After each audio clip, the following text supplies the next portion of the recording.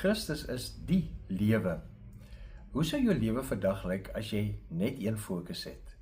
Hoe sou jou lewe vandag lyk as jou fokus nie jouself is nie, maar Jesus Christus?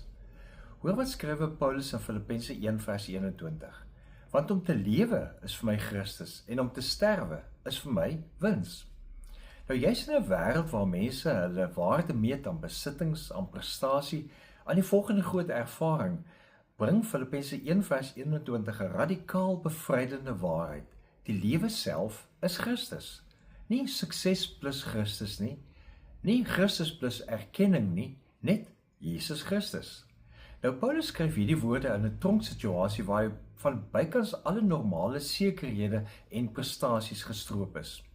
Maar ten spyte van 'n baie onsekere toekoms, het hy 'n eintlike lewe gefokus op Christus.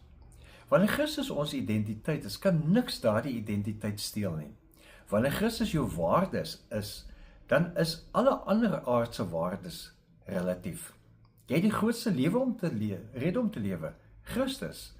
Jy het die waarste waarom, Christus. Nou die sielkundige William Diamond se navorsing bevestig hierdie waarheid. Jong mense en uiteraard ook volwassenes wat hulle doel buite hulle self vind in diens, in roeping, in betekenisvolle bydrae, ervaar die diepste vorm van vervulling.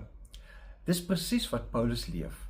Sy doel was nie selfvervulling nie, maar Christus vervulling.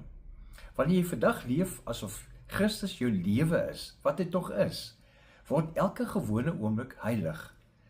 Jou selfoonoproep wat jy vriendelik hanteer, die koppie koffie of tee wat jy met dankbaarheid drink, die drukkie wat jy met omgee gee, alles raak goeders wat die karakter van Christus indra.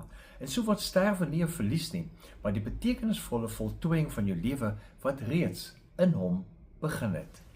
Christus is die lewe. Leef geïnspireerd.